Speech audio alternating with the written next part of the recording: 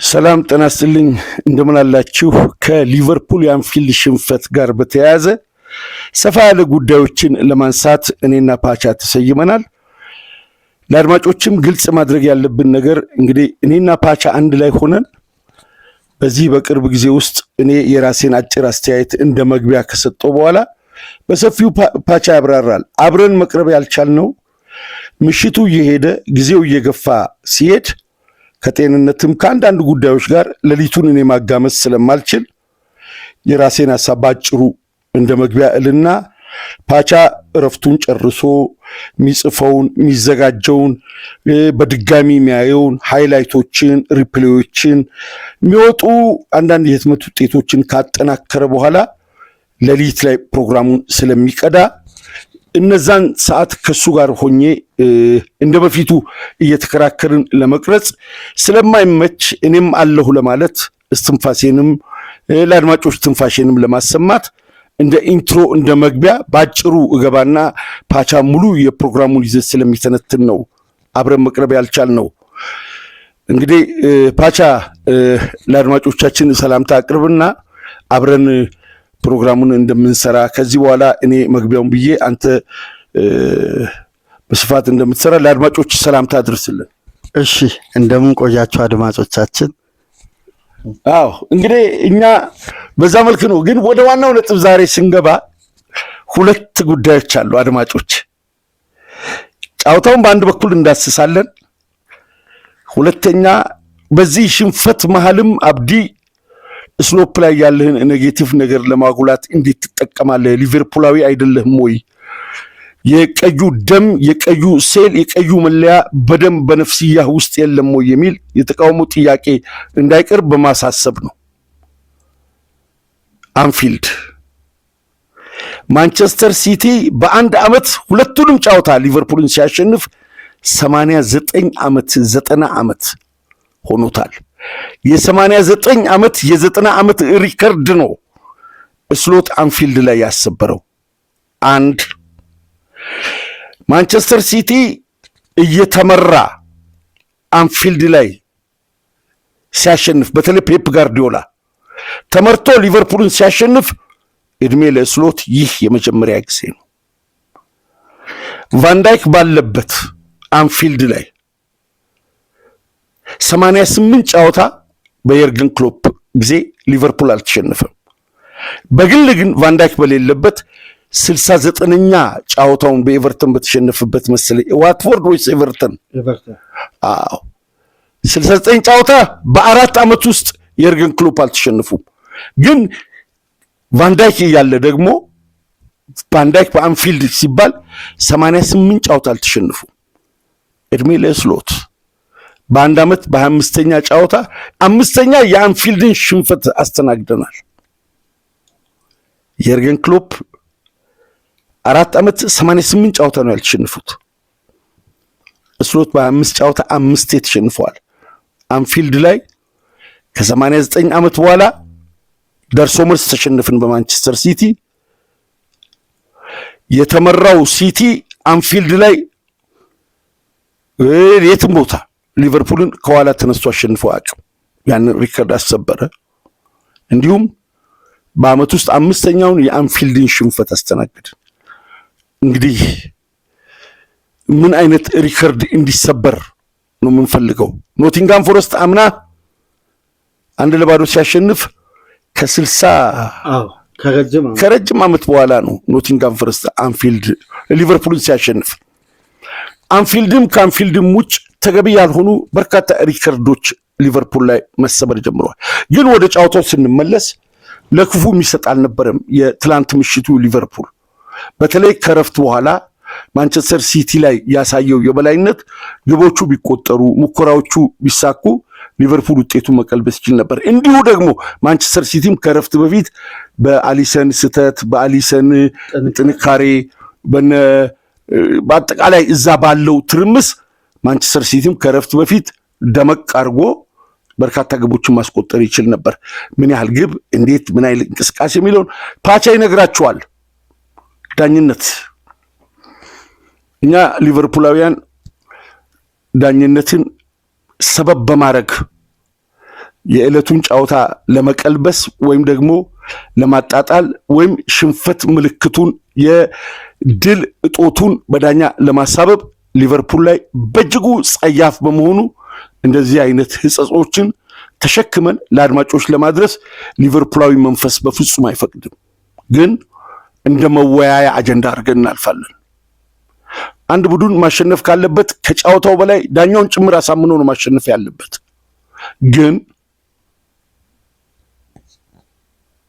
የአሊሰን የሰራው ፔናልቲ ኳሷን ለማዳን አሊሰን ተኝቷል። ኳሷን ተጠቅሞ መጥቶ እግሩንም አካሉንም ኔቨስ ለአሊሰን ሰጥቶት ነው። እንደ ሊቨርፑል ደጋፊ ሳይሆን እንደ እግር ኳስ ቤተሰብ ፔናልቲው ስሜት የሚሰጥ ቀልብ የሚወጋ አይደለም። የመጀመሪያው ስህተት ነው። ከዛ በፊት ግን ወደ ፔናልቲ ኤሪያ ኳሷን ይዞ ወደ ግብ ሳላ ሲሄድ ጉይ ይዞ የጣለውን ሊቨርፑል ከአርሴናል ሲጫወት ሳሊባ፣ ኦዲጋርድ፣ አርሴናል ከሰንደርላንድ በቀይ ሳሊባ የወጣበት ጨዋታ ከመሃል ሜዳ ቦርንማውዝ አጥቂን ሳሊባ ትከሻውን ይዞት ኢሚዲየትሊ በቀይ ወጥቷል። ጉይ በቀይ ያልወጣበት ምክንያት አንደኛ የሳቦች ላይ ለመጨቃጨቅም አይደለም። መሰጠት ያለበት ቀይ ያሰጣል። በቢጫ የታለፈው ለምንድን ነው? ስህተት ሰርቷል ነው። የመጨረሻ ሰው ሆኖ ስህተት ሲሰራ ምናልባት አንዳንድ ባለሙያዎች የዲያዝ በዛ በኩል ማጥበብ ጉይን የመጨረሻ ሰው አያረገውም የሚል መከራከሪያ ሊያመጡ ይችሉ ይሆናል። ነገር ግን ለኔ ሚዛን አይደፋም።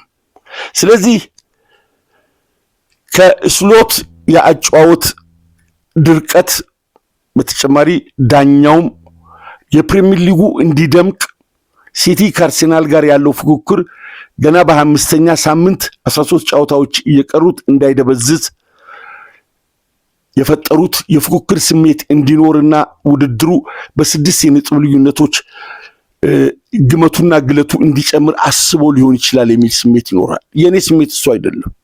የኔ ስሜት በተለይ ግቡ ከተቆጠረ በኋላ ሶስተኛው ግብ ከተቆጠረ በኋላ ግቡን ሽረው መጥቶ ለሳቦዝ ላይ ቢጫ የሰጡት ቀይ የሰጡት የዳኝነት ውሳኔው ፍትሃዊ እንዲሆን ሳይሆን የሳቦዝ ላይ በተከታታይ ጨዋታዎች ጌሞች ውስጥ አለመኖር ወደ ሻምፒየንስ ሊግ እንዲገቡ ከሚፈለጉ ሌሎች ቡድኖች ጀርባ ያለ ሴራ ነው የሚመስለኝ። እዚህ ውስጥ በዝርዝር ገብተን የሌሎች ክለብ ደጋፊዎችን ማሳዘን አንፈልግም። ለኔ ግን የሚሰማኝ ስሜት ሳቦዝ ላይ በቀይ እንዲወጣ የተደረገበት ጉዳይ ጨዋታውን ነጥብም አይቀይርም። ሶስተኛው ጎል ቢጸድቅም በቫር ታይቶ ቀይ መሰጠቱም ዋናው ነገር ሊቨርፑል ሻምፒየንስ ሊግ ላይ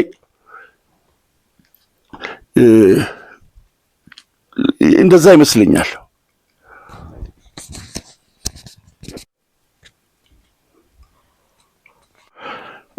አንድ እንደው ሳላነሳ ያለፍኩት ነገርም አለ።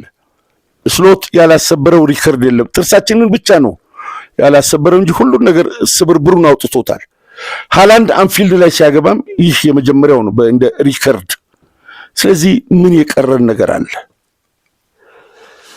አልፎ አልፎ እስትንፋስ ዘርቶ በሳላ በዊዘ በኬትኬ በጋክፖ አማካይነት የሚደረጉ እንቅስቃሴዎች የመጨረሻ ሰዓት የማካሊስተር ሙከራ ሜዳውን በመቆጣጠር የጋክፖና የኬርኪዚ እንደዛ አይነት እንቅስቃሴዎች ወደ ጨዋታው ስንሄድ ክሎፕን እንደሌላው ጊዜ በእጅጉ የምንወቅስበት አጫወት አልነበረም ስሎትን።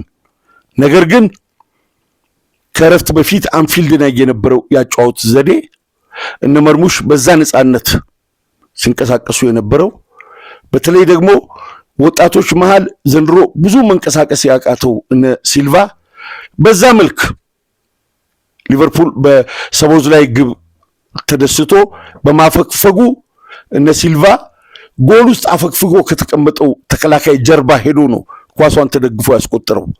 በነገራችን ላይ የሰቦዝላይ ግብም በአመቱ በአስገራሚነቷ ዶናሩማን ያህል በረኛ ኳሷን ማየት ሳይችል ቀርቶ በምንም አይነት የሮኬት አይነት ሆና የዞረችበትና እንግዲህ ከአርሴናል ቀጥሎ በቅጣት ምት አስገራሚውን ግብ ያስቆጥሯል ሰቦዝላይ። በሰቦዝላይ ጉዳይም እንግዲህ የካካና የአሎንሶ ድብልቅ ብለን የነካካ አዲስ ሲስተም በእጅጉ ያደነቅለው ልጅ ነው።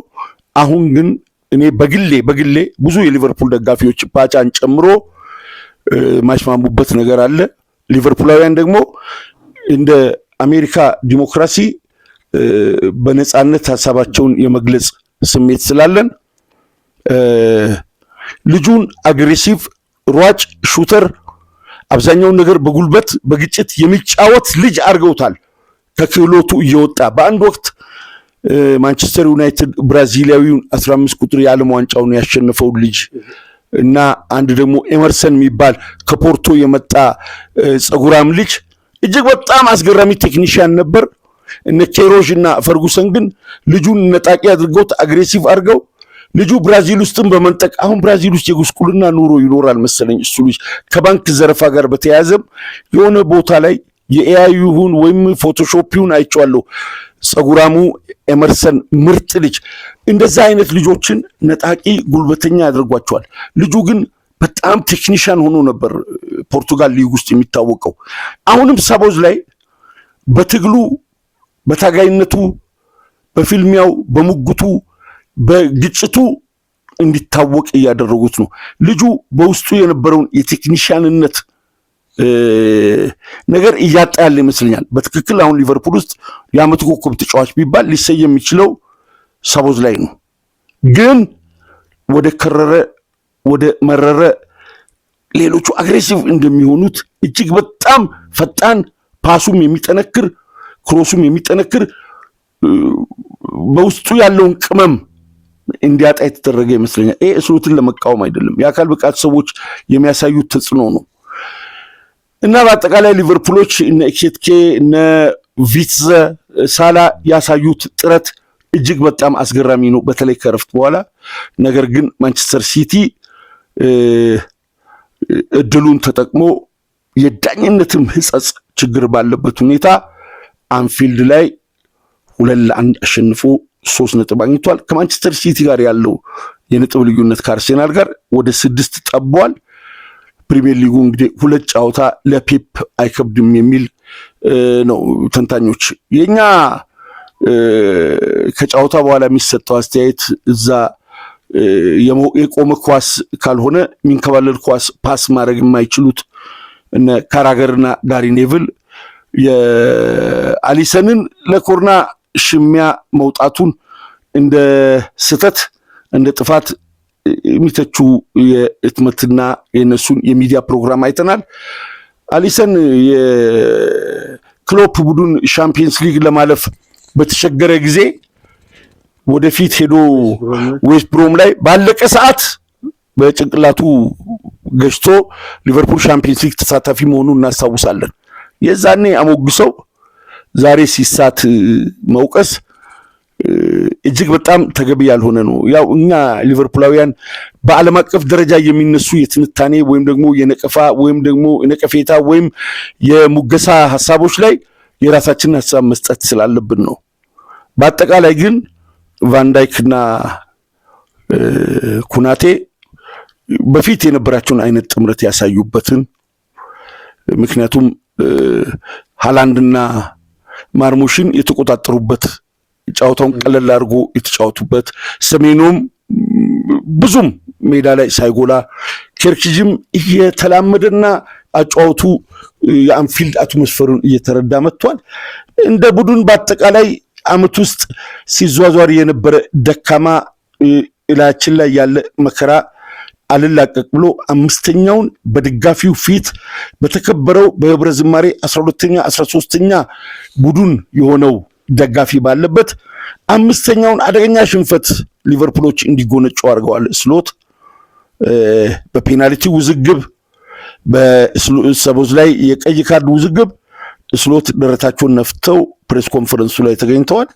እንደማንኛውም ጉዳይ ግን ታሪክ በማስደፈር ክብር በማስነካት ግንባር ቀደሙ ተጠያቂ እሳቸው መሆናቸውን በዚህ አጋጣሚም ዋናው ፕሮግራሙም ላይ ገብቼ ይህን አስተያየት ለመስጠት እቺን ፕሮግራም መምራት የፈለኩት በስሎት በኩል ያለውን ለአድማጮቻችን ደመቅ አርጌ አውርቼ ለመሰናበት ነው።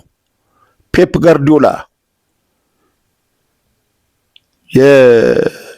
የኡዝቤኪስታኑ ተከላካይ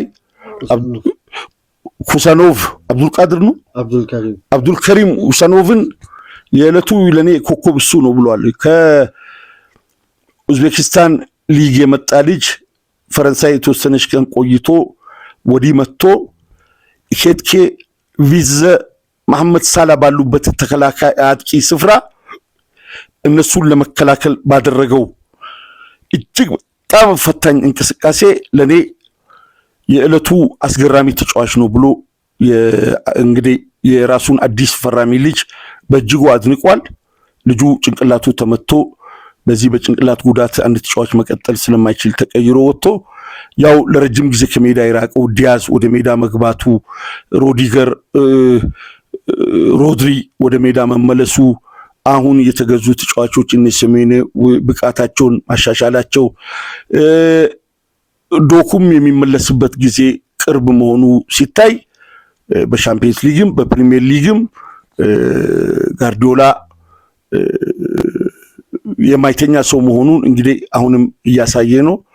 የመጨረሻ ሰዓት የተሰናዳችው አጋጣሚ ወደ ውድድሩ ወደ ጌሙ ተመልሶ 3 ነጥብ ከአንፊልድ ይዞ ሄዷል።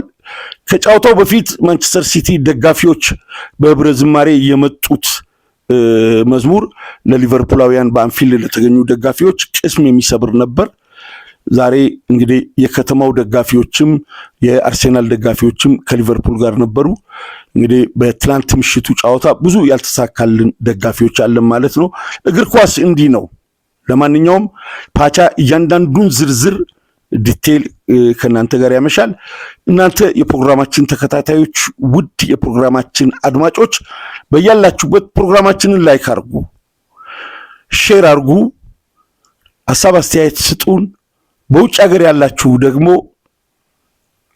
በሱፐር ቻት፣ በሱፐር ታንክስና በሱፐር ስቲከር የተለመደውን ድጋፋችሁን ታደርጉልን ዘንድ በቻናላችን አማካይነት የተከበረው ጥያቄያችንን እናቀርባለን። አብዲ ኤንድ ፓቻ ወይም ሚዲያ ግሩፕ አብዲ ኤንድ ፓቻ የሚል የቴሌግራም ቻናል አለን።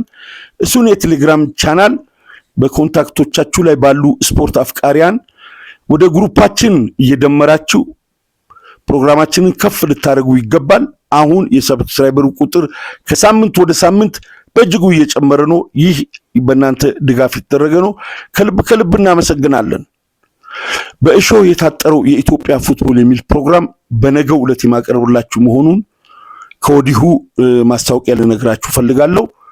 የፌዴሬሽኑ፣ የዳኞች፣ የእግር ኳስ ተጫዋቾች፣ የጋዜጠኞች፣ የአሰልጣኞች፣ የደጋፊዎች፣ የክለብ ስራ አስኪያጆች፣ በአጠቃላይ የኢትዮጵያ እግር ኳስ በእነዚህ አሁን በጠቀስኳቸው ቆንጥር ያበቀሉ እንደ እሾህ ያቆጠቆጡ መሃል የተጣለች ኳስ ነች።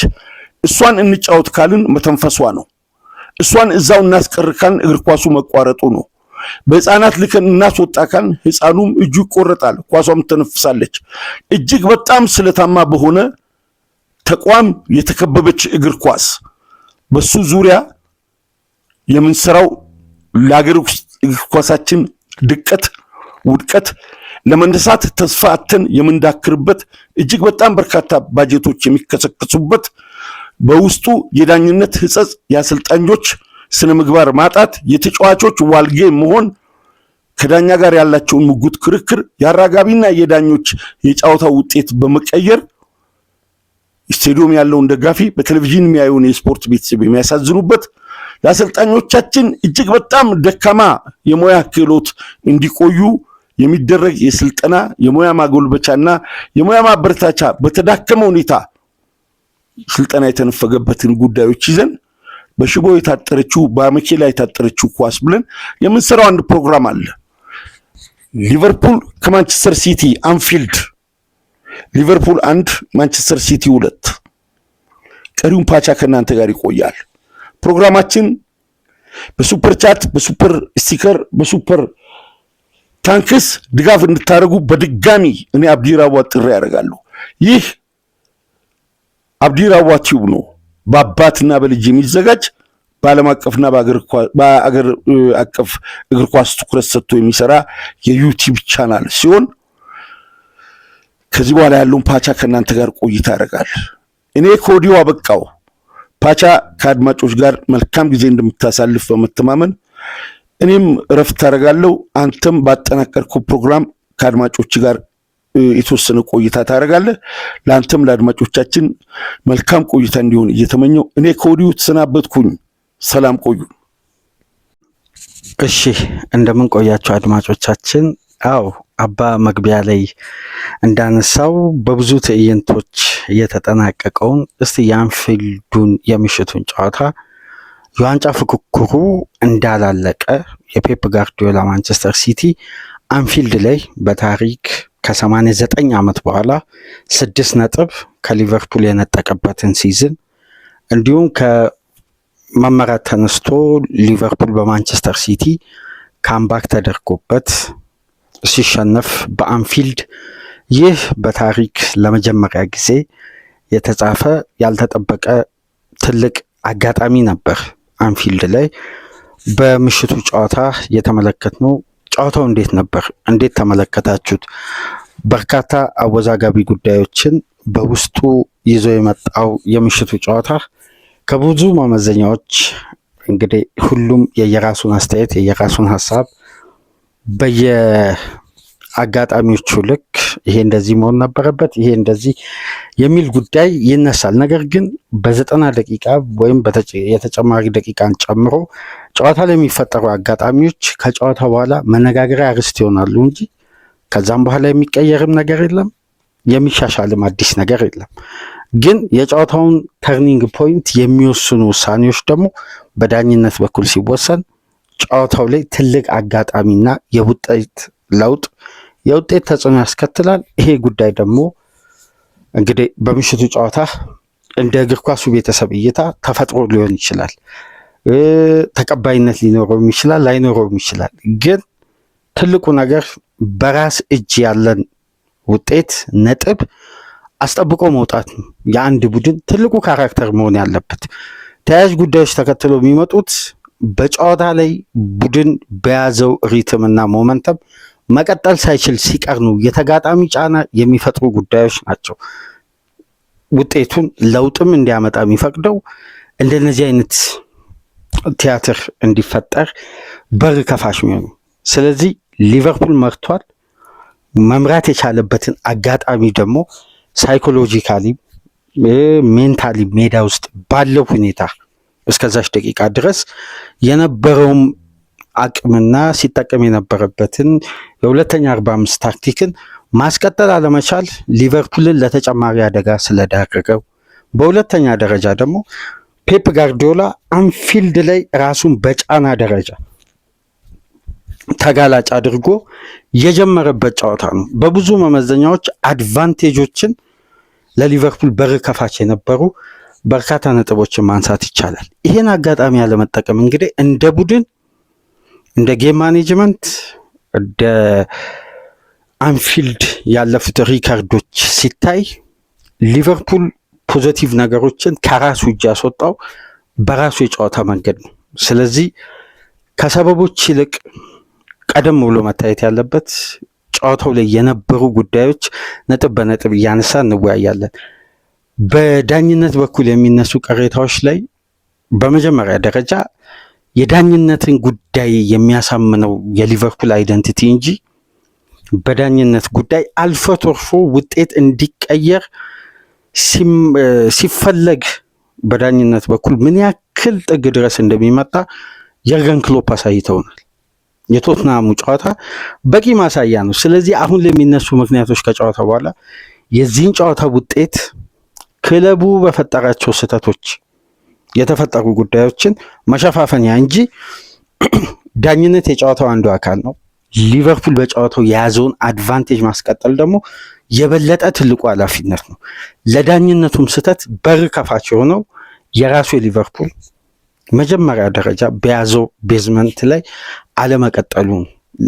በግሌ የተመለከትኩት ይሄን ነው። ነገር ግን በዳኝነት ውሳኔዎች ላይ ቅሬታ የሚያስነሱ ጉዳዮች ተፈጥረዋል። እነዛንም እንወያያለን። ለማንኛውም ጨዋታውን እንዴት ተመለከታችሁት? በርካታ አወዛጋቢ ጉዳዮች እንዳሉ ከጨዋታውን በኋላ በርካታ ተንታኞችም እየሰጡ ነው። ይሄ ተገቢ ነው፣ ይሄ ተገቢ አይደለም። የመጀመሪያው 45ን እንዴት አያችሁት? ሲቲ ፍጹም ዶሚኔት ባደረገበት 70% የኳስ ቁጥጥር ብልጫ፣ 10 ሙከራ፣ 2 ትላልቅ ቢግ ቻንሶችን በአስደናቂ ሁኔታ በአሊሰን ጥረት የመከኑ እንቅስቃሴዎች ነበሩ። ሊቨርፑል ቢግ ቻንስም ክሬት ሳያደርግ አንድም ኢላማውን የጠበቀ ሙከራ ሳያደርግ ከ2015 በኋላ ለመጀመሪያ ጊዜ በአንፊልድ የወጣበት የመጀመሪያ 45 ነው። ሲቲ ታርጌት ባደረገው የጨዋታ ሲስተም ልክ ጫና ፈጥሯል። ከረፍት በፊት ከአራቱ የኋላ መስመር ተጫዋቾች እና ከማካሊስተር በተወሰነ መልኩ ከኳስ ጋር ቪትስ እግር ውስጥ ኳስ ሲገባ ጥረቶች እንመለከት ነበር፣ ሂደቶችን እናይ ነበር።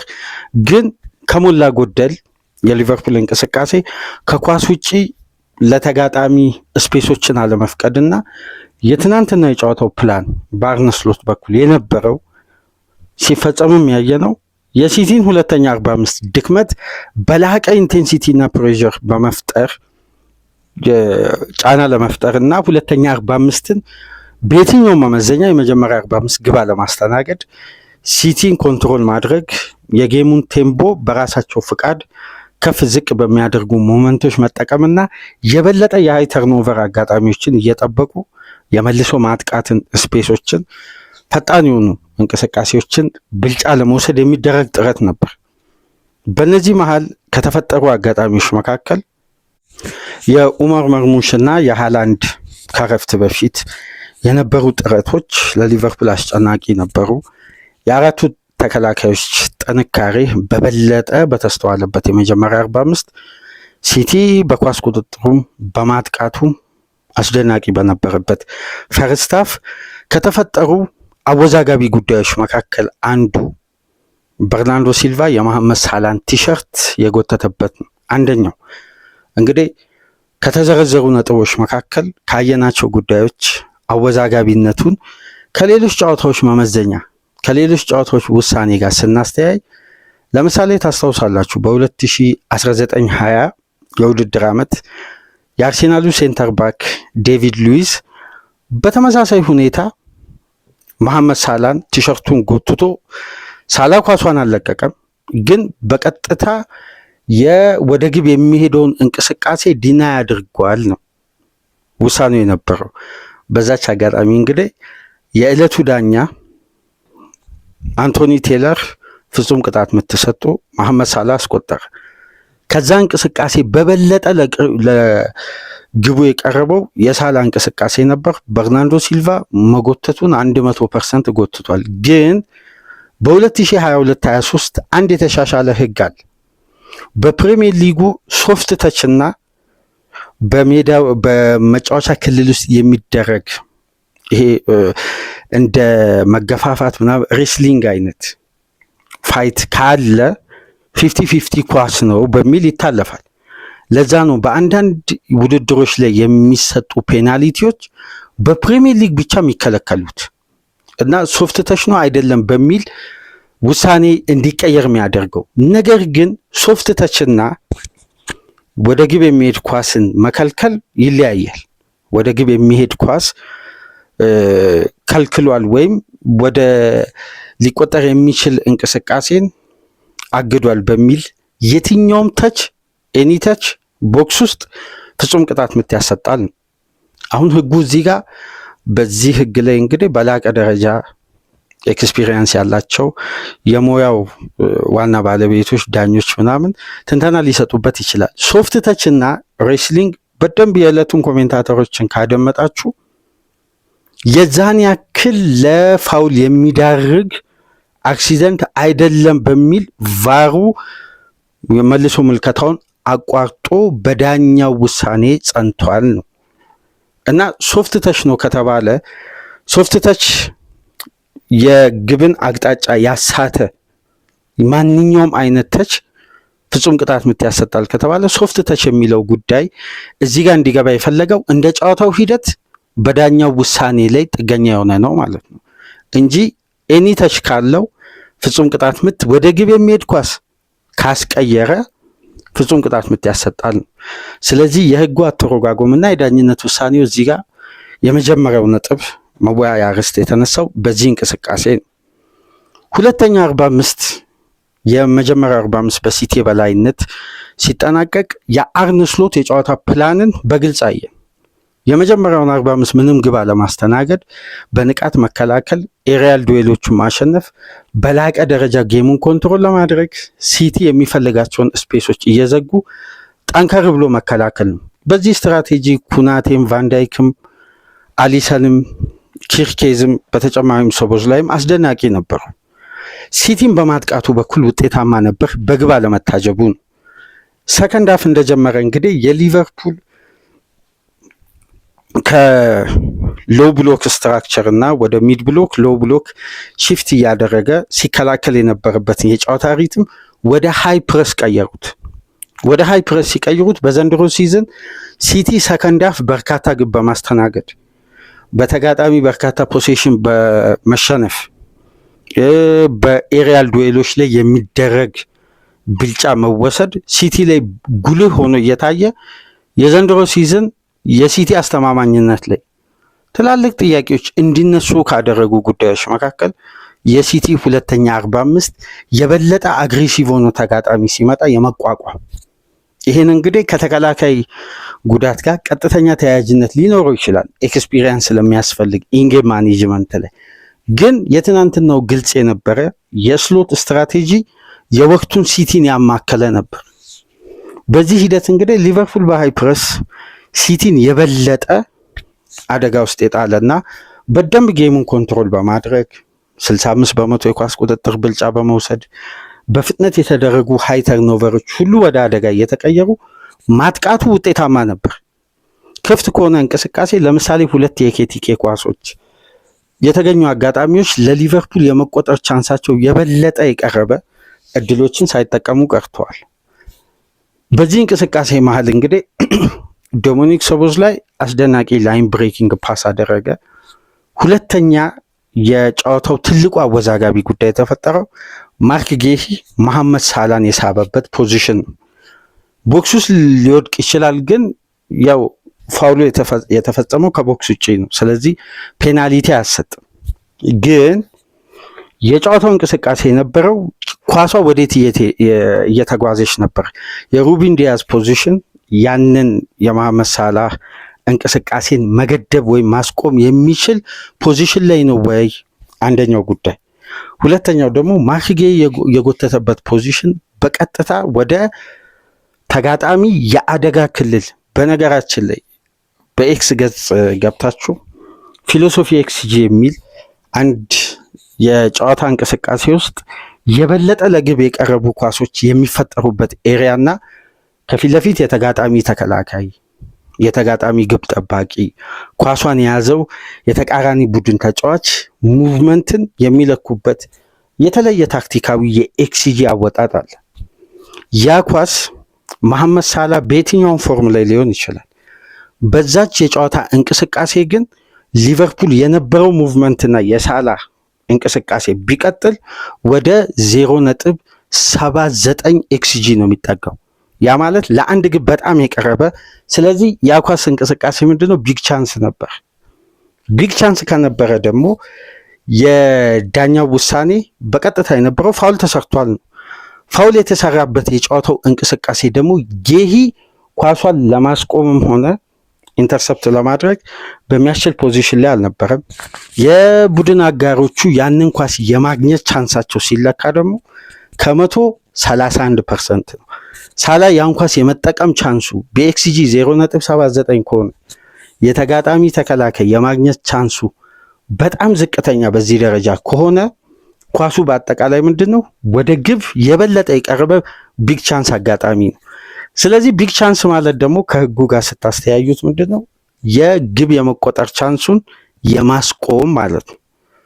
ስለዚህ በዛ አክሲደንት የሚፈጠሩ ማንኛውም ሶፍት ተችም ሆነ ሬክለስን በሚሉት ገብታችሁ ህጉን መመልከት ትችላላችሁ። ወደ 11 ህግ አለው በፋውል ደረጃ የተቀመጠ ጥርት ያለ። ያ ፋውል በተመሳሳይ አሁንም ወደ 2019-20 የውድድር ዓመት ሊቨርፑል ከአርሴናል ጋር የዳቪድ ሉዊዝን ፋውል ቅድም ያነሳውላችሁን ተመልከቱ። ቲሸርቱን ብቻ ነው የጎተተው የመሐመድ ሳላን፣ ግን ዲናይ ዘ ጎል አይደለም የነበረው፣ ግን በአደጋ ክልል ውስጥ የተሰራ ፋውል ስለነበር ቢጫ ካርድና ቀጥታ ፔናልቲ ነው አንቶኒ ቴይለር የሰጡት። አሁን የክሪክ ፖልሰን ውሳኔ እዛ ጋር ቢጫ ካርድ ሰጥተው ከቫር እገዛ ነው የፈለጉት። ምክንያቱም በጨዋታው ቀይ ካርድ ከሰጡ የጨዋታውን ባላንስ፣ የሊጉም ውበት፣ ቀጣይ የሚኖሩ 13 ጨዋታዎች በሊጉ ላይ ያለ ፉክክር የ9 ነጥብ ልዩነት ተፈጥሮ ከፍተኛ ጫና የሚኖረው ለቶፕ ፎር በሚደረገው ፉክክር ነው። ስለዚህ በመላው ዓለም የቲቪ ስርጭቱ በአግባቡ እየሄደ ያለበትን ጉዳይ በአንድ ሬንጁን ያወርዳል። እዛ ጋር ደግሞ ውሳኔዎች መታጠፍ አለባቸው፣ ቀጣይ ፊክስቸሮች ተጠባቂ እንዲሆኑ። በግልጽ የታየው ውሳኔ ያንን ኳስ በእነዚህ መለኪያዎች ካየን በቀጥታ ቀይ ካርድ፣ ግን ቦክስ ውስጥ ቢሆን ፍጹም ቅጣት ምትና ቢጫ ካርድ 100% የሚያስማማ ነው። ፋውሉ የተሰራው ከጎል ውጪ ነው። አሁን የሶቦዝ ላይም ቀይ ካርድን ከተመለከታችሁ ከጎል ውጪ ስለተሰራ ነው እንጂ ጎል ውስጥ ቢሰራ ቢጫ ካርድ ሰጥተውት ፔናልቲ ነው የሚሰጡት። ስለዚህ ቢጫ ካርድና ቀይ ካርድ በአንድ እንቅስቃሴ ላይ አይሰጡም። ነገር ግን ከቦክስ ውጪ ከተሰራ ፋውሉ በቀጥታ ቀይ ካርድ፣ ምክንያቱም ወደ ግብ የሚሄድን እንቅስቃሴ በማስቆም። በዛ እንቅስቃሴ እንግዲህ ጌሂ ቢጫ ካርድ ተመልክቶ ሌላኛው አወዛጋቢ ጉዳይ ተፈጠረ። ጨዋታው ቀጠለ። በጨዋታው እንግዲህ አስደናቂው አጋጣሚ በዶሚኒክ ሶቦዝ ላይ በዘንድሮ ሲዝን ለሁለተኛ ጊዜ ከዚህ ርቀት የዴቪድ ራያ ኳስ ምናልባት የጎሉ ኳሊቲ እንዳለ ሆኖ ራያ ያዘው ፖዚሽን ይሄ በአንዴ ስፕሪንት አድርጎ ያን ኳስ ለማዳን ከያዘበት ፖዚሽን አንጻር ስናይ ከኳሱ ፍጥነት ከፍታ ስናይ የራያ ፖዚሽን አያያዙ ለዛች ግብ መቆጠርም አንዱም አድቫንቴጅ ፈጥሮ ሊሆን ይችላል። የምሽቱ ጨዋታ ግን የዶሚኒክ ሶቦዝ ላይ ቅጣት በቅርብ ዓመት ውስጥ እንዲህ አይነት አስገራሚና በተለይ የግብ ጠባቂውን ኳሊቲ በተቃራኒው ካየ ሌሎች ግብ ጠባቂ ላይ እንዲህ አይነት ግቦች ቢቆጠሩ ላይገርም ይችላል። ዶናሩማ ባልተንቀሳቀሰበት ከዛ ርቀት ላይ በተደጋጋሚ የሊቨርፑል ደጋፊዎች ከዚህ ጨዋታ የሚጽናኑበት አንዱ በጎ ጎን ያን አይነት ተአምራዊ ግብ ያልተጠበቀ ምናልባት ከሶቦዝ ላይ ቴክኒክ ጋር ተያይዞ እንዲህ አይነት ቅጣት ምቶችን የበለጠ በሊቨርፑል ቤት በአርቢ ሌብጂክ ስለምንመለከት፣ ነገር ግን ከጨዋታው ግዝፈት ከነበረው ኢንቴንሲቲ አንዳንድ መመዘኛዎች በተለይ ዶናሩማ ግብ ጠባቂ መሆኑን ስናስብ ያን ኳስ ይቆጠራል ብሎ እንደ ደጋፊ ሊያስብ ይችላል። ግን እንደ አንድ እግር ኳስ ተመልካች በዛ ርቀት ላይ እንዲህ አይነት አስደናቂ የፕሪሚየር ሊግ የምንጊዜም ግቦች መካከል የሚቀመጥ በታሪክ የሚቀመጥ አስደናቂ ቅጣት ምት ሊቨርፑል 74ኛ ደቂቃ ላይ እስከ 74 ደቂቃ ድረስ ቀደም ብለን ያነሳናቸው ነጥቦች እያወዛገቡ በዚህ መሃል ጌሙ ሲቲ መቆየት አልቻለም። የሊቨርፑል ከፍተኛ ብልጫ ቀጥሏል። በሃይ ፕረስ ከራሳቸው ሜዳ ወጥቶ በሃይ ላይን ለመጀመሪያ ጊዜ ሊቨርፑል ቅጣት ምቱን ሲያገኝ ኩናቴና ቫንዳይክ መሀል ሰርክሏ ላይ ነበሩ። ሃላንድ ከኳሱ ጀርባ ይከላከል ነበር። በዚህ ደረጃ በሃይ ፕረስ ሲቲ ፕሬሲንግን መቋቋም ቸግሮት የሲቲ ተጫዋቾች አላግባብ ባዶ ቦታ ኳስ እየጠለዙ ሊቨርፑል ኮምፕሊትሊ ዶሚኔት አድርጓል። ይህም ሞመንተም ማስቀጠልና ኢንጌም ማኔጅመንቱ ባላንስ ማድረግ የአሰልጣኙ የመጀመሪያ ትልቁ ኃላፊነት ነው። ያን ቅጣት ምት በአስደናቂ ሁኔታ ሶቦዝ ላይ አስቆጠረ። ሶቦዝ ላይ ካስቆጠረ በኋላ የሊቨርፑል አለመረጋጋት የተፈጠረበት ምክንያት ነው እንግዲህ እስካሁን ድረስ ለእግር ኳሱ ቤተሰብ ግልጽ ያልሆነው። ሊቨርፑል በሃይ ፕረስ ሲጫወት ሁለት አድቫንቴጅ አለው። አንድ ዲስአድቫንቴጅ አለው። የሃይ ፕረሱ ኢንቴንሲቲ ሊቨርፑል ኮንትሮል በሚያደርግበት ሲስተም ላይ ሳይሆን ከፍተኛ ጠድፊያና ያን ሪትም ደጋግሞ ቻሌንጅ እያደረገ ቴምፖን እየጨመረ መሄድ ነው። በእነዚህ አይነት እንቅስቃሴዎች ውስጥ የመጣን ሞመንተም በአንዴ ወደ ዝግ ወዳለ ቴምፖና ከረፍት በፊት ወደ ነበረው ሎ ብሎክ መመለስ 100% የውጤቱ ማጣት ዳኝነቱም ምኑም ሁለተኛ ሶስተኛ ነጥብ ነው። አርነ ስሎት ናቸው 100% ተጠያቂ። ፔፕ ጋርዲዮላ ተስፋ ያለ መቁረጥ አንፊልድ ላይ ነው። ያለፉትን 22 ጨዋታ አንድ ጊዜ ነው አንፊልድ ላይ ሲቲ ያለ ደጋፊ ማሸነፍ የቻለው። ከደጋፊ ጋር ሲቲ ሊቨርፑልን ማሸነፍ አይችልም የሚል አንድ እምነት ተቀምጧል።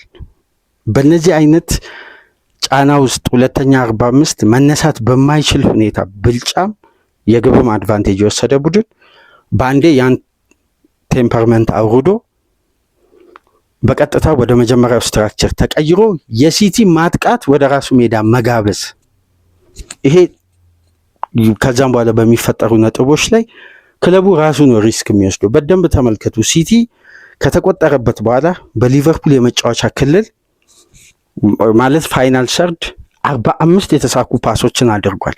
እዚህ ጋር አንድ ነጥብ በደንብ ተመልከቱ። ሲቲ 84ኛ ደቂቃ ላይ በርናንዶ ሲልቫ እስከሚያስቆጥር ድረስ ሊቨርፑል 74ኛ ደቂቃ ላይ ካስቆጠረ በኋላ ሲቲ የተሳካ ጥርት ያለ 30 ፓስ አድርጓል በእነዚህ 10 ደቂቃዎች መሃል።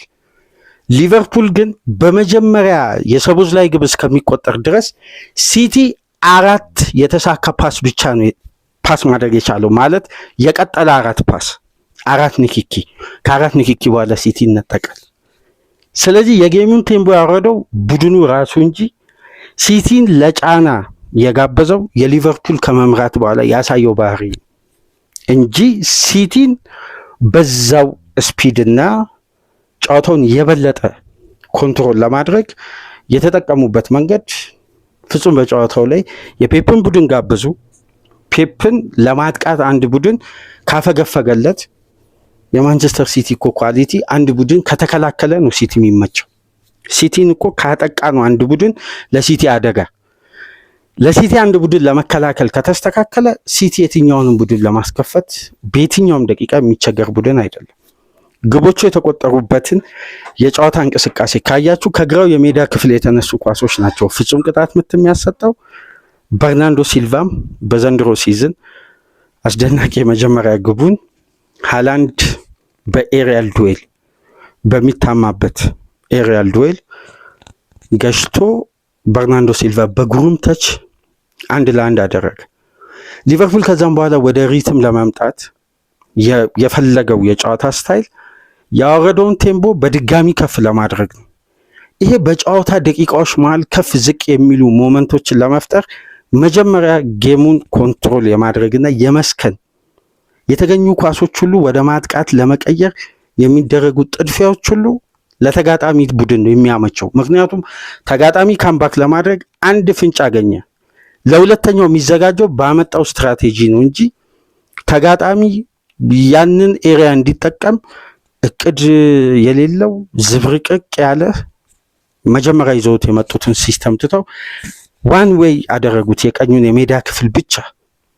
የሊቨርፑል የግራውን የሜዳ ክፍል እንግዲህ ሁሌ በየፕሮግራሙ ማንሳት ደጋፊን ማሰልቸት ስለሚሆን ጋክፖ ሊቨርፑል በምርጥ 11 ውስጥ ይዞ ሲገባ በ10 ተጫዋች ነው የሚጫወተው ሜዳ ውስጥ። ምክንያቱም አንደኛ የሊቨርፑል ሪትም እንዴት ጋክፖ እግሩ ውስጥ ኳስ ሲወርድ ከፍና ዝቅ እንደሚል ከዚህ በፊት አንድ ፕሮግራም ላይ በደንብ ዘርዝረን አንስተናል። ኳስ ይሄ ታይሚንግና ዲሲዥኑ የኳሷን ፍሎ በፍጥነት ከመጣ ዝግ ወዳለ ቴምቦ ይቀይራል። በዝግ ያለ ቴምቦ ከመጣ ደግሞ ታይሚንጉን ያልጠበቀ ፈጣን ፓስ ያደርጋል። ከሊቨርፑል የሞመንተም ማጥቃት ጋር ፍጹም የማይጣጣ በራሱ ሲስተም ውስጥ መጫወት የሚፈልግና ድሪብል አድርጎ ወደ መምቻ እግሩ አዘንብሎ ወደ ግብ መሞከር ነው የሚቀናው። ይሄ ሪትም ደግሞ ትልቅ ጨዋታዎች ላይ እንግዲህ ተደጋጋሚ ጥረት የሚያስገኘው ስፔስ ሳይሆን በተጠና ሲስተም የሚቆጠር ግብ ነው።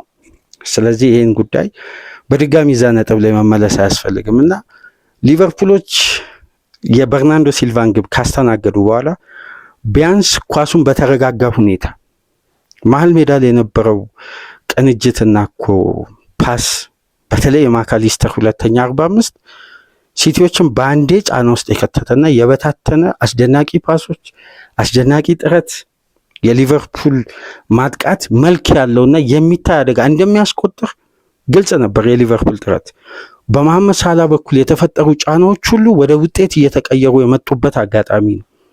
እዚህ ጋር ነው እንግዲህ ሁለተኛው አወዛጋቢ ጉዳይ የተፈጠረው። አሊሰን ያን ኳስ በቀጥታ ሙሉ ሰውነቱን ተጠቅሞ ነው የተንሸራተተው። ስለዚህ ኮንትሮል ማድረግ አይችልም ራሱን። እዛ ጋር ማቲያስ ኑኔዝን ነው ማድነቅ። ኳሷን መንካቱ 50-50 ኳስ ነው። እንደምንም ግን ኳሷን ነካ። ከዛም በኋላ የአሊሰን ፍጥነት በአጠቃላይ በየትኛውም ሰውነቱ ቢነካው እዛ ጋር ፍጹም ቅጣት ምት ነው። በነገራችን ላይ 100% ፍጹም ቅጣት ምቱ ለኔ በግሌ ያሰጣል። ተገቢ የሆነ ፍጹም ቅጣት ምት ነው። በዛ ደቂቃ ውስጥ ግን ከአንድ ደቂቃ በፊት የተፈጠረው አጋጣሚና በልዩነት የነበሩ ጉዳዮች ሊቨርፑል የራሱ ሜዳ ማንቸስተር ሲቲ ከረፍት በኋላ ከአንድ ሙከራ በላይ ሊቨርፑል እስከሚያስቆጥር ድረስ ያልፈጠረበትን ኤሪያል ስፔሶችን ፈቀደ። አንድ አቻ ያደረጉ ማንቸስተር ሲቲዎች ሁለተኛ ዙር ላይ እንደገና ያን ኤሪያ ፈቀደ። ስለዚህ እነዛ ሃይ ፕረስ እና የተጀመረው የሰከንድ ሃፍ ሪትም አለመቀጠሉ ሊቨርፑልን ዋጋ አስከፍሎታል። ከመራ በኋላ 100% ይሄ የአሰልጣኙ ጌም ኦፍ ስቴት 100% አልሰራም ከመራ በኋላ እና በፍጥነት ከተመለከታችሁ የአሰልጣኙ ሀሳብ የነበረው ኮርቲስ ጆንስን አማካይ ስፍራ ላይ በመጨመር ዊትዘን ወደ ክንፍ በማውጣት የበለጠ አማካዩን ኮምፓክት አድርጎ በሎ ብሎክ ለመጫወት ነው። 1-0 ነው የጨዋታው ውጤት። ሊቨርፑል ባለፉት በፕሪሚየር ሊግ ባደረጋቸው 7 ጨዋታ 6ቱ ላይ ነጥብ የጣለው ከ70 ደቂቃ በኋላ በተቆጠረበት ግብና ከ90 ደቂቃ በኋላ ባስተናገደው ግብ ነው። በጨዋታው ሽንፈትም ነጥብም መጣል የቻለው። ስለዚህ በዛ ደቂቃ ተጨማሪ ጎል ለማግባትና ውጤቱን የበለጠ ማስፋትና የበለጡበትን ሲስተም ማስቀጠል ነው ወይስ ሲቲን የሚጋብዝ ሌላው ቡድን ቢሆን እኮ ችግር የለም። ማንቸስተር ሲቲ በሊጉ ካሉ 19 ክለቦች የሚለዩት አንዱና ትልቁ ኳሊቲ ተጋጣሚ ካፈገፈገ ለሲቲ ይመቻል። እንዲያፈገፍግም ነው የፔፕ ቡድን በጣም የሚፈልገው። ስፔስ ለማግኘት ቴክኒካሊ አስደናቂ ተጫዋቾች አሉ። ስፔስም ለመፍጠር ሜዳዎችን ዶሚኔት ለማድረግ ጠባብ ስፔሶችን የሚመለከት ሊቨርፑል የፈቀደው የግራውን የሜዳ ክፍል በጋክፖ እና በኪርኬዝ የሪትም ማጣት ወይም በጨዋታው ላይ ኪርኬዝን ተጋላጭ አደረገ። ጋክፖ ከፖዚሽን ውጭ የሆነበት መንገድ ሊቨርፑል ላይ አደጋ ፈጠረ። 1-1 ሆኖ ፍጹም ቅጣት ምቱ 100% ያሰጥ ነበር። ሃላንድ አስቆጥሮ 2-1 ሆነ። ከዚህም በኋላ እንግዲህ የአሌክሲስ ማካሊስተርን ኳስ ለዚህ ነው የሶቦዝላይን ቅጣት ምት በከፍተኛ ኤክስፔክቴሽን አልጠበቅኩም ያልኳችሁ ቅድም። የአሌክሲስ ማካሊስተርን ያወጣውን ኳስ ካያችሁ ለመመለስ የሚከብደው የማካሊስተር ኳስ ነው። ምክንያቱም ዲፍሌክሽን ነው። እሱ ካለበት ፖዚሽን ላይ ስፕሪንት ለማድረግ የዛ ኳስ ፍጥነትን በዚህ በጋለ ጨዋታ የሶቦዝላይን ኳስ እኮ ቆሞ ነው የተመታበት። ጥረት ቢያደርግ በዶናሩማ ርዝመት ግስፈት የሆነ ፐርሰንት ጥረቱ የሆነ ነገር ሊፈጥር ይችላል የሚል 50-50 ኤክስፔክቴሽን ሊኖር ይችላል። የኳሱን ፍጥነትም የዞረበትም አጋጣሚ የመጨረሻ በዘንድሮ ሲዝን ካየናቸው ጎሎች ውስጥ አስደናቂውን ግብ ነው ያስቆጠሩ። ግን የማካሊስተር ኳስ ነው ለመመለስ የሚከብደው። አሁን የቶፕ ክላስ ግብ ጠባቂ ልዩነት ለዚህ ነው። ያን ኳስ በአስደናቂ ሁኔታ ዶናሩማ አዳነ። ያ ኳስ ኮርና ወጣ። ያንን ኳስ ለመሻልማት አሊሰን በመጣበት እንግዲህ በመልሶ ማጥቃት የጨዋታው 3ኛ አወዛጋቢ ጉዳይ ተፈጠረ። ሰቦዝ ላይ ከኤሪያ ውጪ ሃላንድን ቲሸርቱን ጎተተ። ራያን ቸርኪ የመታት ኳስ በቀጥታ ያለምንም ንክኪ ሄዳ ተቆጠረች። እዚህ ጋር እንግዲህ የጨዋታውን እንቅስቃሴ የበለጠ ያቺን ኳስ የማስቆጠር እድል ለኤርሊ ሃላንድ ነበረው። ጎሉ እንዳይቆጠር ዲናይ አድርጓል በሚል ነው ጎሉ ተሽሮ የኳሷ እንቅስቃሴ በቀጥታ ሄዳ የተቆጠረችው አድቫንቴጅ ዳኛው ማጫወትና ግቡን ማጽደቅ ይችላል። በዛ ሂደትም ጸድቆ በአድቫንቴጅ 3-1 ሆኗል። ግን ዳኛው በድጋሚ እንዲያይ የተደረገበትን ምክንያት አሰልጣኙን ከጨዋታ በኋላ በጣም ተችተዋል። መሐመድ ሳላህ በ8 ዓመት ቆይታው እንደዛ አይነት 100 ግቦችን አስቆጥሯል። በማስረጃነት ማቅረብ እንችላለን። ያን ኳስ ማርክ ጌሂ ዲናይ ሲያደርገው 100 ጎል ያስቆጠረውን ተጫዋች ነው የጎተተው። ከዛ ኤሪያ ላይ 100 ጎል አስቆጥሯል፣ አይተናል ለ8 ዓመት። ግን የሶቦዝላይ ቲሸርት መጎተት ከማርክ ጌሂ የተለያየበት ምክንያት አይገባኝም። ስለዚህ ለኔ ቀይ ካርድ አይደለም። ጎሉ ገብቷል፣ አድቫንቴጅን ማፍቀድ ይችላል ዳኛው። እግር ኳስ ነው። የተቆጠረውን ግብ ሽሮ ለተጋጣሚ ቀይ ካርድ መስጠት አድቫንቴጁ ለሰንደርላንድ ነው። የሰንደርላንድ አሰልጣኝ ደስ ሊለው ይገባል የሚል አስተያየት አሰልጣኙ ሰጥተዋልና እዛ ጋር ጎሉ ከተቆጠረ በኋላ እንደገና ተመልክተው የጎሉን የመቆጠር ቻንስ ሃላንድን በመጎተት ሶቦዝላይ ዲና ያደርጓል እዛ ጋር የሚለው። ታዲያ ጎሉ ተቆጠረ፣ በድጋሚ ጎሉን ሽሮ ለሶቦዝላይ ቀይ ካርድ መስጠቱ አድቫንቴጅ ብለው ያጸደቁትን ኳስ በድጋሚ መሻር እንግዲህ እዚህ ጋር ነው አወዛጋቢ ጉዳይ። ስለዚህ ዲናይ ዘ ጎል በሚለው ህግ ላይ ከተመለከትን የሳላ ከረፍት በፊትም ከረፍት በኋላ ቀይ ካርድ ለጌሂ ያሰጠ ነበር። ከረፍት በፊት የነበረውን ኳስ የበርናንዶ ሲልቫ ቢጫ ካርድ እና ፔናልቲ ያሰጠ ነበር ማለት ነው። ስለዚህ ብዙም በዳኝነቱ በኩል ሰበብ ከማድረግ ይልቅ የታጣው 3 ነጥብን ጠብቆ መቆየት የሚችለው የ1-0 አድቫንቴጅን አለማስጠበቅ የሊቨርፑል ችግር ነበር። ለነዚህ ሁሉ ምክንያቶች ክፍተት የፈጠረው ምክንያቱም ከረፍት በፊት ከረፍት በኋላ እነዛ አጋጣሚዎች ከተፈጸሙ በኋላ አድቫንቴጅ የወሰደ ቡድን የበለጠ የያዘውን አድቫንቴጅ ማስቀጠል ነው እንጂ ያለበት ሲቲን ጋብዞ ጎሉ ከተቆጠረ በኋላ የ2 ጎል አድቫንቴጅ በድጋሚ ሲቲ ካምባክ አንፊልድ ላይ በታሪኩ አድርጎ ማያውቀውን ካምባክ ሲያደርግ የሊቨርፑል የመጀመሪያ ክፍተት የፈጠረው ጫና ነው። ስለዚህ እነዛ አጋጣሚዎች የተፈጠሩት አድቫንቴጅ ሊቨርፑል ከመውሰዱ በፊት ነው። ስለዚህ አድቫንቴጅ ወስዷል። አድቫንቴጁን ማስቀጠልና ተጨማሪ ግቦችን ለማስቆጠር የጨዋታ ስትራክቸር ሜዳዎች ማቀናጀት እንጂ ሲቲን ጋብዞ ግቦች ካስተናገደ በኋላ እንደዚህ አይነት ሰበብ ማቅረብ ብዙም እግር ኳስ አይደለም። እኔ በነገራችን ላይ ጨዋታ ካለቀ በኋላ የዳኝነት ጉዳይ ላይ ትኩረት ማድረግ ዋጋ የለውም፣ ጥቅም ትርፍም የለውም። ምክንያቱም ጨዋታ አይደገምም፣ ጨዋታ አይታጠፍም። አወዛጋቢነቱ ከአንድ ሳምንት አያልፍም። ቀጣይ ሳምንት ሌላ ጉዳይ ሲፈጠር ዳይሬክሽን ይቀይራል፣ ያልፋል። ነገር ግን እንዲህ አይነት ጉዳዮች ምን ያክል ድምር ውጤት አሳማሚ እንደሆነ ለሊቨርፑል ደጋፊዎች አዲስ አይደለም። የበለጠ ከባድ አሳማሚ ስቴጆች የሊቨርፑል ደጋፊ አልፎታል።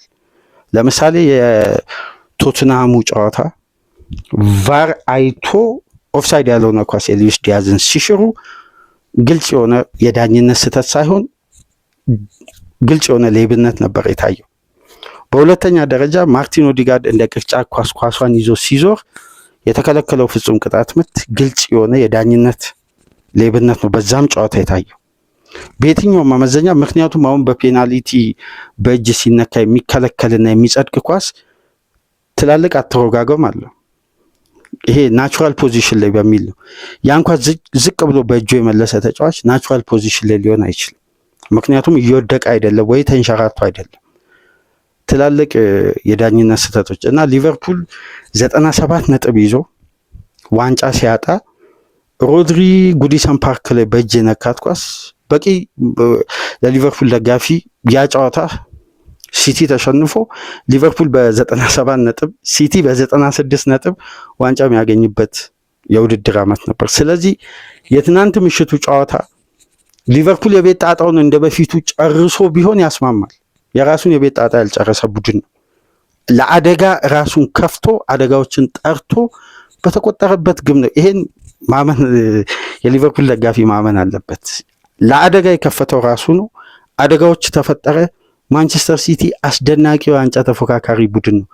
ፔፕ ተርኒንግ ፖይንት ነው የሚፈልገው። ሁሌ እንደምላችሁ አንድን ጨዋታ የሚቀይርበትን የሆነች ስስ አጋጣሚ ነው። ከዛም በኋላ ማንቸስተር ሲቲ ማስቆም ይከብዳል በየትኛውም ብቃት ላይ ቢሆን። ሲቲ ጥሩም ሆነ አልሆነ ጨዋታ ላይ ግን የሚፈጠር አጋጣሚ ካገኘ ፔፕ ቡድን ይገላል። ለዚህ እኮ ነው ጋርዲዮላ የእግር ኳስ ሳይንቲስት የሆነ። ሊቨርፑል ሲቲን ጋበዘ። አድቫንቴጅ በበርናንዶ ሲልቫ 1-1 ሆነ። 50-50 ሆነ የጨዋታው ውጤት። ሊቨርፑል እንደገና ሪያክት ሊያደርግ እንደሚወጣ የፔፕ ቡድን ያውቃል። ስለዚህ የመጀመሪያውን ኮሊደር ግራውን የሜዳ ክፍል ታርጌት ባደረጉበት መንገድ ሄደው ፍጹም ቅጣት የምታገኙ ሃላንድ 92ኛ ደቂቃ ላይ አስቆጠረ። ስለዚህ በጨዋታው ላይ የተፈጠሩ አጋጣሚዎች በአጠቃላይ በእግር ኳስ ስናያቸው የነበረ አድቫንቴጆች ናቸውና የአርነ ስሎት የታክቲክ ክፍተት የፈጠራቸው እና ከአድቫንቴጅ በፊት የነበሩ የጨዋታ ልዩነቶች ነው። በአጠቃላይ ግን ይሄ የዘንድሮ የዋንጫ ፉክክር ማንቸስተር ሲቲ ተንሸራቶ አርሴናል አድቫንቴጆችን እየተጠቀመ ካልሄደ በቀር ይሄ ዋንጫ ፉክክር አሁንም እንዳላለቀ ሲቲ በድጋሚ አላርም ያደረገበት ጨዋታ ነው። ቀጣይ ጨዋታዎችን ፊክስቸር ከተመለከታችሁ አብዛኛውን ጨዋታ ሲቲ ከአርሴናል በፊት ነው የሚጫወተው። ይሄ መጥፎ የፊክስቸር አወጣጥ ነው ለአርሴናል ደጋፊዎች የማይወዱት። ምክንያቱም ሲቲ እያሸነፈ ጫና ወደ አርሴናል እያደረገ ደግሞ አሁን የሚመጣበት ቀጣይ ፊክስቸሮች አሉ። ለማንኛውም ግን የማንቸስተር ሲቲ ደጋፊዎች እንኳን ደስ አላችሁ እያልን የሊቨርፑል ደጋፊዎች የአሰልጣኙ የታክቲክ ስህተት የፈጠረው ከ75 ደቂቃ በኋላ የጨዋታ ልዩነት በአንፊልድ ከ89 ዓመት በኋላ ማንቸስተር ሲቲ ሊቨርፑልን 6 ነጥብ በአንድ የውድድር ዓመት የተቀበለበት ሲዝን ሆኗል። የአርነ ስሎት ሊቨርፑል በዘንድሮ ሲዝን ገና በ25 ጨዋታ 5 ሽንፈት በአንፊልድ። ሊቨርፑል በአንፊልድ 69 ተከታታይ ጨዋታ ሳይሸነፍ በመቆየት በአምስቱ ትላልቅ ሊግ ትልቁን ሪከርድ የያዘ በፕሪሚየር ሊግ ታሪክ ትልቁን ሪከርድ የያዘ ቡድን ነበር በኤርገን ክሎፕ ውስጥ። ቨርጂል ቫንዳይክ ሜዳ ውስጥ እያለ ሊቨርፑል 88 ጨዋታዎችን ሳይሸነፍ በአንፊልድ የቆየበት ዘመን ነበር። ይሄ ዘመን ደግሞ የትራንዚሽን ዘመን ነው። ሊቨርፑል ግን አንፊልድ ላይ በኤርገን ክሎፕ ውስጥ በአንድ የውድድር ዓመት ሊቨርፑል በአንድ ማንቸስተር ከተማ ክለቦች አንፊልድ ላይ ተሸንፎ አያውቅም። ከኤርገን ክሎፕ በፊትም ከኤርገን ክሎፕ በኋላ እንግዲህ ለመጀመሪያ ጊዜ የተፈጠረ ሲዝን ነው። ይህን ሲዝን የሊቨርፑል ደጋፊዎች ለመቀበል የሚከብዳቸው ትልቁ ጉዳይ ደግሞ ክሎፕ ያስለመዳቸው ዊኒንግ ሜንታሊቲ ነው። ተውት የአሌክሲስ ማካሊስተር ኳስ በጀርሚ ዶኩ የተሰራቸውን ፋውል በጣም ብዙ ጉዳይ አወዛገበ። ግን እነዛ ውጤቶች የቶትናም፣ የአርሴናል፣ የማንቸስተር ሲቲ ሶስቱ አጋጣሚዎች ሊቨርፑል 9 ነጥብ ቢያገኝ በዛ የውድድር ዓመት የርገን ክሎፕ በዋንጫ ነበር የሚሸኙት። ስለዚህ እንዲህ አይነት ጉዳይ ለሊቨርፑል ደጋፊ በሜንታሊቲ ደረጃ ክሎፕ የገነቡትን ሜንታሊቲ እያሰበ እንደነዚህ አይነት ጉዳዮች መሻገር ነው ያለበት። ምክንያቱም አሰልጣኙ ሜዳ ውስጥ የሚፈጠሩ ጉዳዮች ይፈጠሩ፣ ግን እኛ ኃላፊነታችን እንወጣለን። ሊቨርፑል ኃላፊነቱን አልተወጣም። ስለዚህ 3 ነጥቡን አጥቷል። ይሄ ደግሞ የክሎፕ አይደንቲቲ አይደለም። ስለዚህ የዚህ 3 ነጥብ ማጣት ለእኔ በግል የሚታየኝ የፔፕ ጂኒየስ መሆንና የአርነ ስሎት ደካማ ታክቲክ ነው። የዳኝነቱን ጉዳይ ወደ ኋላ እንተው። ለማንኛውም የዋንጫ ፉክክሩ ዳግም ያንሰራራበት የሊቨርፑል የቶፕ 4 ጉዞ ከፍተኛ አደጋ የፈጠረበት ሽንፈት በአንፊልድ ትናንት ምሽት 2-1 በሆነ ውጤት ማንቸስተር ሲቲን ከፍተኛ መነቃቃት በሲዝን ውስጥ ያልታየ መነቃቃትና ስፕሪት ሊጨምር የሚችል ውጤት በፔፕ ጋርዲዮላው ሲቲ በኩል አስደናቂ ውጤት አንፊልድ ላይ ካምባክ አድርገው ድል አድርገዋል። ለማንኛውም ፕሮግራማችንን ላይክ፣ ሼር፣ ሰብስክራይብ አድርጉ። ከሀገር ውጭ የምታደምጡ በሱፐር ስቲከር፣ በሱፐር ቻት፣ በሱፐር ታንክስ ድጋፍ አድርጉ። በሰኞ ፕሮግራማችን ይህንን ሰፋ ባለመልኩ ተመለከትን። በማክሰኞ ንጋት ፕሮግራም እስከምንገናኝ ድረስ መልካም ቆይታ፣ መልካም የስራ ቀን እንዲሆን ተመኘን። ሰላም ቆዩ።